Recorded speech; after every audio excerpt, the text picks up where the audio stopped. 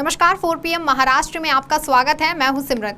पिछले कुछ महीनों में जितने चौंकाने वाले फैसले और जो उथल पुथल महाराष्ट्र की सियासत में देखने को मिली है, वैसे शायद ही किसी अन्य राज्य में देखने को मिली होगी या फिर कभी हुई हो। महाराष्ट्र की सियासत की दो प्रमुख क्षेत्रीय पार्टियां शिवसेना और एनसीपी हैं और इन दोनों ही पार्टियों में लगभग 1 साल के अंतर ही टूट हो गई है और दोनों ही क्षेत्रीय पार्टियों में दो फाड़ होकर ये दो गुटों में बंट गई है, जिससे कि बेशक प्रदेश की सियासत में भी उथल पुथल देखने को मिल रही है। फिलहाल शिवसेना को अब पूरी तरह से दो खेमों में बंट चुकी है। एक और उद्धव ठाकरे के नेतृत्व वाली शिवसेना उद्धव बाला साहेब ठाकरे है, तो वहीं दूसरी ओर शिवसेना में टूटकर प्रदेश के मुख्यमंत्री बनने वाले एकनाथ शिंदे की शिवसेना है। दोनों ही गुटों के चुनाव चिन्ह भी अलग अलग हैं और नाम भी, लेकिन कभी दूसरी पार्टी यानी कि एनसीपी में चुनाव चिन्ह और नाम अलग अलग नहीं हुए हैं। हालांकि दो फाड़ हुई पर पूरी तरह से हो चुकी है।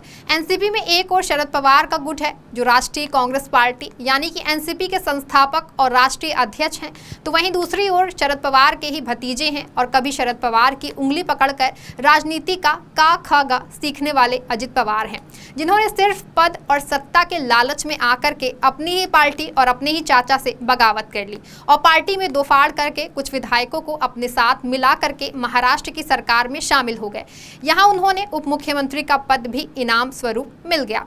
अब जाहिर है कि एनसीपी में दो गुट हो गए हैं, एनसीपी शरद पवार और एनसीपी अजित पवार, लेकिन अभी यहाँ नाम और चुनाव चिन्ह को लेकर के विवाद जारी है, क्योंकि शरद पवार का कहना है कि वो एनसीपी के चीफ हैं और मुखिया हैं, जबकि अजित पवार ने खुद को एनसीपी का राष्ट्रीय अध्यक्ष घोषित कर रखा है। तो वहीं दोनों गुटों ने अपने अपने प्रदेश अध्यक्ष भी अलग अलग घोषित कर रखे हैं। हालांकि अभी भी चाचा भतीजे दोनों ही खुद को असली एनसीपी बताने में लगे हुए हैं, लेकिन अब ये मामला चुनाव आयोग के पाले में पहुंच गया है, जिस पर 6 अक्टूबर को चुनाव आयोग सुनवाई करेगा।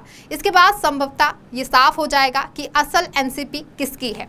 वहीं ये भी संभव है कि हो सकता है कि चुनाव आयोग शिवसेना की तरह एनसीपी को भी दो अलग अलग हिस्सों में बांट दे और दोनों ही गुटों का नाम व सिंबल भी अलग अलग हो जाए। फिलहाल ये तो आने वाला वक्त में पता चलेगा, लेकिन उससे पहले समय समय पर दोनों ही गुटों की तरफ से अपने अपने दावे किए जा रहे हैं। इसी क्रम में एनसीपी की वरिष्ठ नेता और कार्यकारी अध्यक्ष सुप्रिया सुले ने एनसीपी के नाम व चुनाव चिन्ह को लेकर के अपनी प्रतिक्रिया दी है। साथ ही सुप्रिया ने ये साफ कहा है कि बच्चा जानता है कि एनसीपी का संस्थापक और मुखिया कौन है।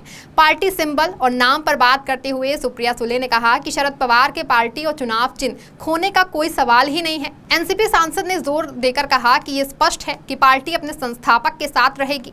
सुले ने कहा कि मेरा मानना है कि पार्टी का नाम और चुनाव चिन्ह जाने का कोई सवाल नहीं है। सुले ने साफ शब्दों में कहा है कि पार्टी की स्थापना शरद पवार ने की है और यहाँ उन्हीं के पास रहना चाहिए। शरद पवार ने पार्टी सिंबल और नाम पर बोलते हुए कहा कि आम आदमी क्या सोचता है ये महत्वपूर्ण है। कुछ लोगों ने एक अलग राजनीतिक रूप अपनाया है और मैं इस पर खुद टिप्पणी नहीं करना चाहता हूं, क्योंकि लोकतंत्र में ये उनका अधिकार है, लेकिन महाराष्ट्र और देश के बाकी लोग जानते हैं कि कौन एनसीपी का संस्थापक है। मेरे जो लोग हैं वो कहते हैं इसमें सच्चाई है, स्थिति हमारे अनुकूल है। इस दौरान पवार ने ये भी कहा कि जिन लोगों ने बीजेपी से हाथ मिलाया है वे एनसीपी के नहीं हो सकते।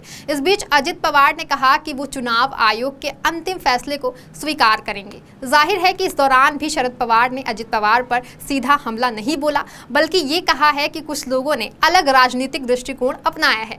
पवार ने लोकतंत्र का हवाला देते हुए कहा कि वो किसी को उसका फैसला लेने से नहीं रोक सकते हैं। यानी साफ है कि शरद पवार और सुप्रिया सुले अजित पवार पर सीधा हमला बोलने से बच रहे हैं। वहीं इससे पहले भी कई मौकों पर शरद पवार और सुप्रिया सुले ये कह चुकी हैं कि एनसीपी में कोई टूट नहीं है और पार्टी एक ही है और अजित पवार हमारे नेता हैं।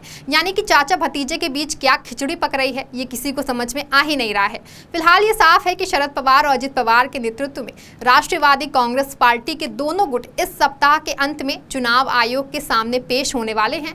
चुनाव आयोग 6 अक्टूबर को इस पूरे मामले पर सुनवाई करेगा। अजित पवार की शिवसेना के विभाजन को लेकर के अजित पवार के बयानों के आधार पर शरद पवार के गुट चुनाव आयोग में अपना पक्ष रख सकता है। इससे अजित गुट की मुश्किलें बढ़ भी सकती हैं, इसकी संभावना है। वहीं इससे पहले अजित पवार ने अपने एक बयान में कहा था कि जब वो विपक्ष के नेता थे तो उन्होंने एक प्रेस कॉन्फ्रेंस में शिवसेना में फूट की बात कही थी। यदि इस संबंध में उचित निर्णय नहीं लिया जाता है तो इसका असर देश की छोटी पार्टियों पर पड़ेगा। उन्होंने कहा था कि कल को यदि देश में छोटी पार्टियों के प्रतिनिधि किसी कारणवश अलग हो जाएं तो वो संबंधित पार्टी पर मुकदमा कर सकते हैं।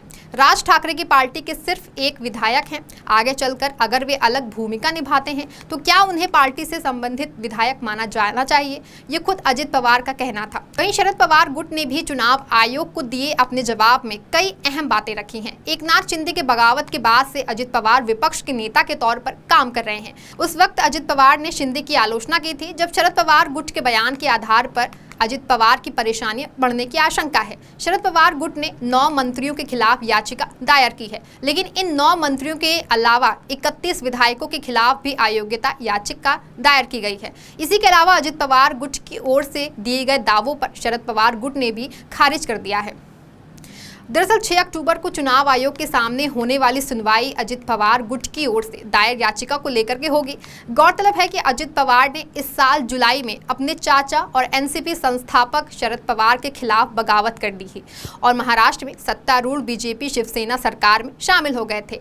8 अन्य एनसीपी विधायक भी बगावत में अजित पवार के साथ शामिल थे।